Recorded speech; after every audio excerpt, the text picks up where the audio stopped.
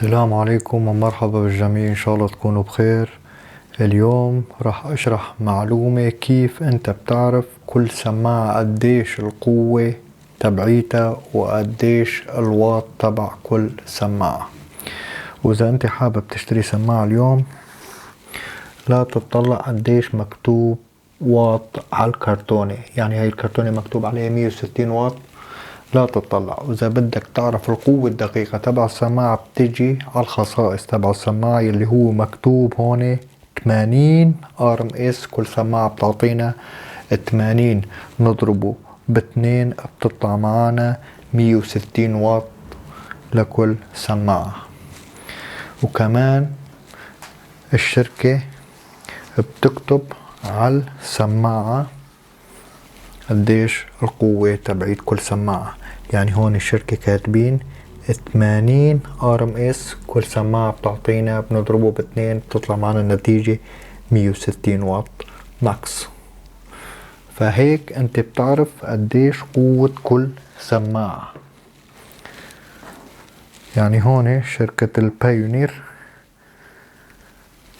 رح نوضحها للجميع، نقربها على الكاميرا شوي. هون شركة البايونير كاتبين كل سماعة بتعطينا 120 RMS والتوتال 700 واط، وكاتبين على الكرتونة هون 750 واط. فهذا الكلام غير دقيق، لأنه 120 RMS ضربناهم باثنين بيطلع معنا النتيجة 240 واط ماكس. فديروا بالكم انه انتوا اذا بيوم من الايام تشتروا سماعات وتشوفوا 750 واط، لا، شوفوا الار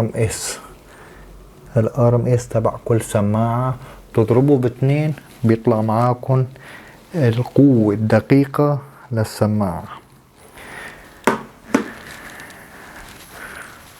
مثل ما شرحنا لكم كيف بدك تعرف القوة الدقيقة، بتجي على الخصائص تبع السماعة وبتشوف الار ام اس، والار ام اس بتضربه باثنين بيعطيك القوة الدقيقة لكل سماعة.